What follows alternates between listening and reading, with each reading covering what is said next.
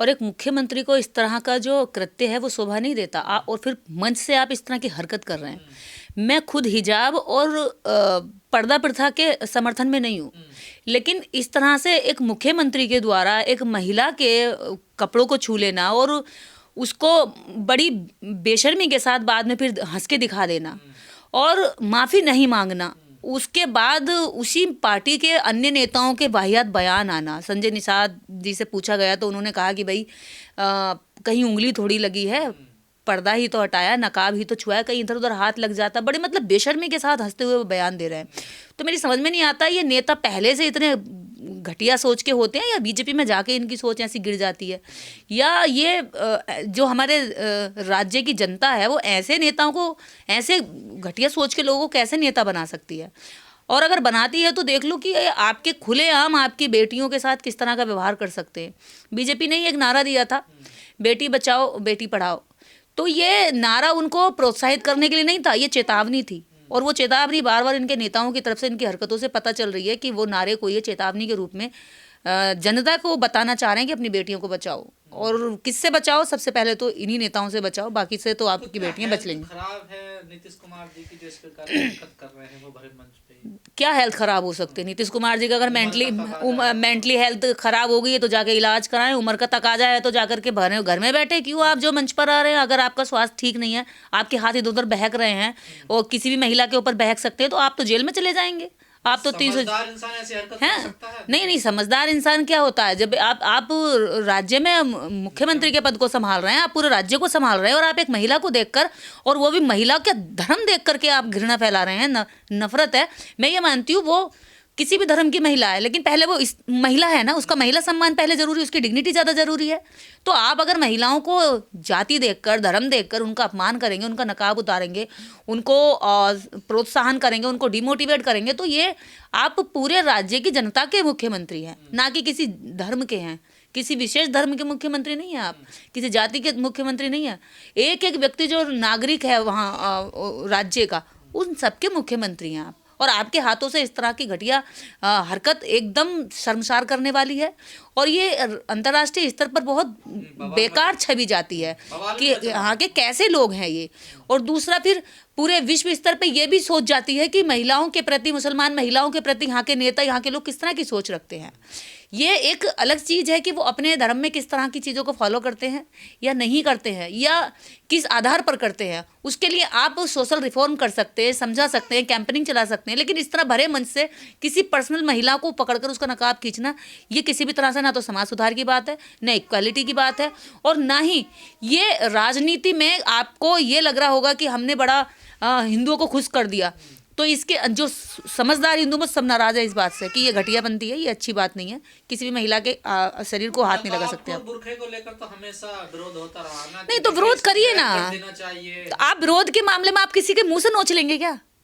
आप मुख्यमंत्री पद पे बैठकर आप एक पत्रकार है, आप बताइए मुझे, आपकी हिम्मत है कि किसी भी महिला, किसी भी एक व्यक्तिगत किसी महिला का मन से नकाब उतार देंगे? है हिम्मत? ऐसे माइक भी नहीं लगाते, माइक भी पूछकर उनको दिया जाता। परमिशन होती है ना कि आप किसी की डिग्निटी से, किसी व्यक्ति विशेष की, हर व्यक्ति की, हर नागरिक की अपनी एक गरिमा है।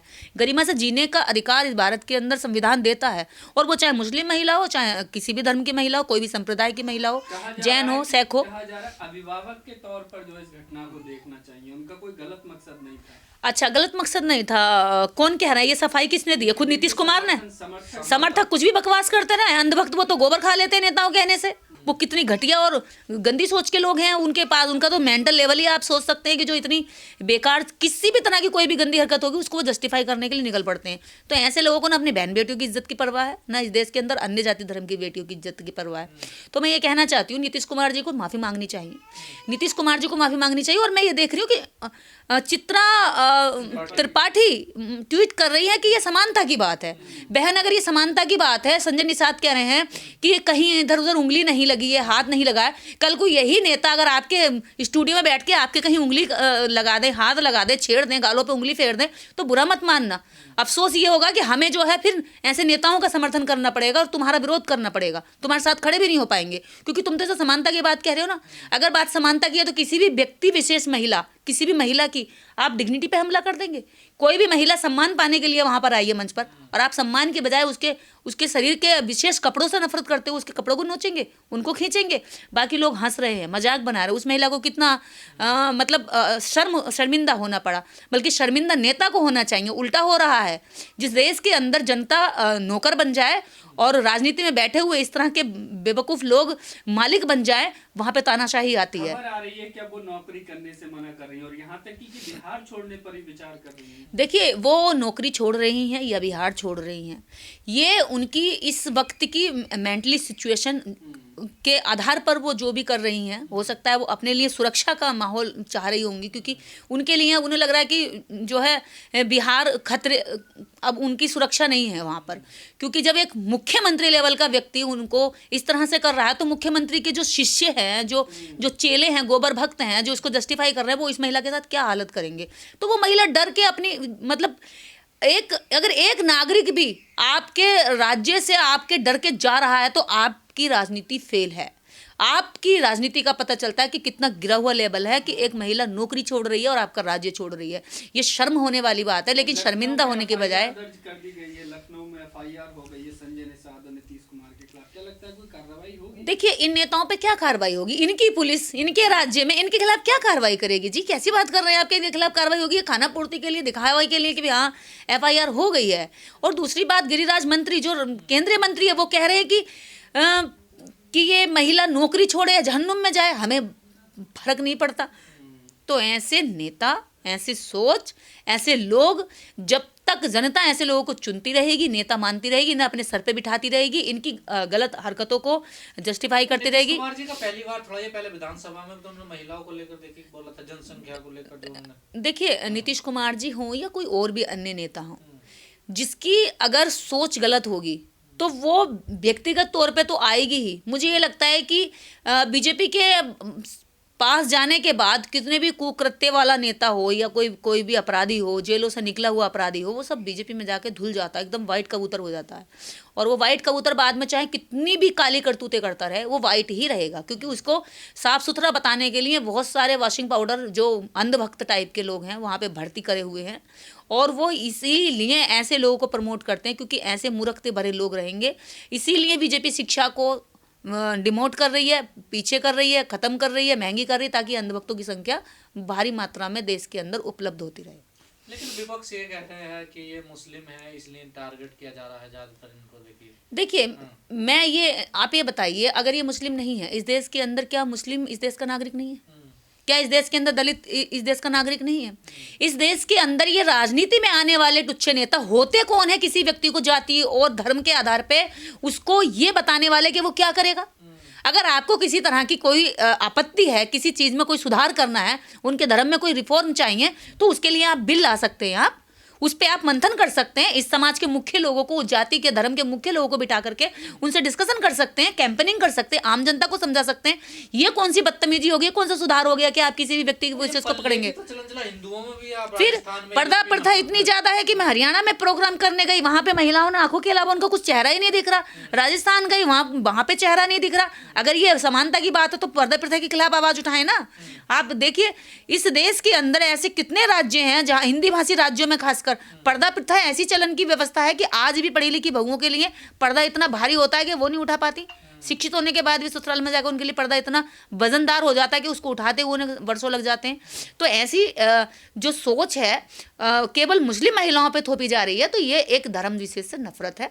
चाहे नीतीश कुमार जी हों, संजय निषाद जी हों या गिरिराज मंत्री हों, इन तीनों लोगों को इस देश के अंदर बिना शर्त के ये माफ़ी मांगनी चाहिए। लेकिन अगर इनमें शर्म बची होगी तभी तो माफ़ी मांगेंगे, शर्म ही नहीं है। दिनों से देख रहे हैं कि भारत में महिलाओं को आसान टारगेट बना दिया, चाहे नेता हो, कथावाचक हो, कोई भी कुछ भी बोल रहा, कोई भी कुछ भी कर रहा। देखिए, महिलाओं के लिए जो आसान टारगेट बन रहा है वो इसलिए बन रहा है क्योंकि हिंदू राष्ट्र की मांग की जा रही है। और हिंदू राष्ट्र में महिला एकदम सॉफ्ट टारगेट है। हिंदू राष्ट्र में महिला केवल ऐसा ऑब्जेक्ट है जिसको जब चाहे जब पीट लिया जाए, मार लिया जाए, गाली दे लिया जाए, छू लिया जाए, रेप कर लिया जाए, कहीं फेंक दिया जाए, कहीं छोड़ दिया जाए, कहीं से हरण कर लिया जाए, कहीं भी सती प्रथा दे दी जाए, कहीं पे नाक काट दी जाए, जो राम राज्य में हुआ था महिलाओं के साथ, महाभारत में हुआ था। 5 पुरुषों के साथ एक महिला का विवाह कर दिया जाए। तो ये जो आज महिलाएं टारगेट हो रही हैं, राम राज्य के कारण हो रही हैं। और एक तरफ जो दूसरी हेट सोच है, जो हेट थिंकिंग चल रही है, बीजेपी चला रही है, वो मुस्लिम महिलाओं के खिलाफ इसलिए चला रही है क्योंकि उस एजेंडे में मुस्लिम से नफरत करके इस देश की जो बाकी राजनीतिक ध्रुवीकरण है वो बहुत आसानी से हो जाता है। जो बिखरा हुआ वोटर है जातियों में, वो सारा जातियों का बिखरा हुआ वोटर मुस्लिम समाज से नफरत करने के एवज में बीजेपी के साथ आ जाता है। महिलाएं तो इनकी भी है ना, देखिए। अरे अपनी महिलाओं की कौन सी इज्जत करते हैं? तो ऐसी घटिया सोच के लोगों से आप उम्मीद करेंगे कि वो अपनी बहन बेटियों की इज्जत करते होंगे तो वो बाहर वालों की इज्जत कर लेंगे? देखिए, जो व्यक्ति अपने घर में अपनी माँ की इज्जत नहीं कर सका, वो बीवी की नहीं करेगा, बेटी की नहीं करेगा, और बाहर की महिलाओं के बारे में इज्जत के मतलब में तो आप छोड़ ही दीजिए। इस देश में महिला आयोग भी है, लेकिन इस तरह की जो महिलाओं के साथ घटना होती है कोई प्रतिक्रिया नहीं आती। देखिए, महिला आयोग में कैसी महिलाएं बिठाई हुई हैं? इनकी भगतनी, इनकी चेलियां, इनकी चपाटियां हैं, वो बैठाई हुई हैं इनकी सोच की। जो थिंकर ये हैं, जिस तरह की सोच के लोग ये हैं, उसी सोच की महिला आयोग में महिलाएं बिठाई हुई हैं। जो महिला जो खुद जो है एक शिक्षा मंत्री बना दी थी, अनपढ़ महिला, वो कहती थी लोकसभा में कि जो है वैश्या, एक देवी का नाम वैश्या से लेती कि वो वैश्या थी। और घटिया सोच की महिला किरण खेर, जो चंडीगढ़ की सांसद भी रही, उसने कई बार ये बयान दिया कि बलात्कार तो हमारी संस्कृति का हिस्सा है। तो ऐसी महिलाओं से आप क्या उम्मीद करेंगे कि महिलाओं के पक्ष में लड़ेंगी? हाँ, क्या उम्मीद करेंगे आप इनसे?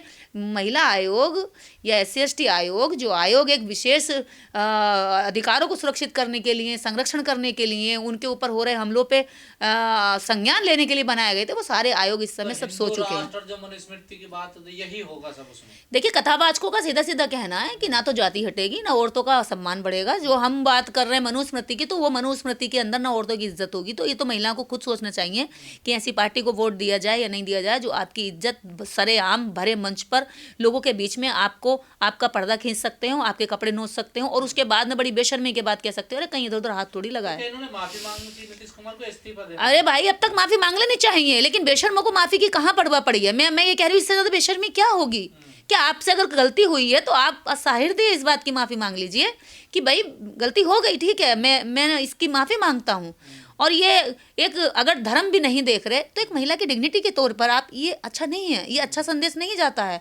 हमारी विश्व स्तरीय कितनी बड़ी बेइज्जती हो रही होगी कि देखिए इस देश के जो नेता हैं वो किस तरह से एक विशेष टारगेट करते हैं विशेष धर्म की महिलाओं को, कि वो मंच पर बुलाते हैं और वहाँ पर भी उन्हें हाथ लगाते नहीं डरते। तो अंदर से कितना बुरा उनके बारे में सोचते होंगे।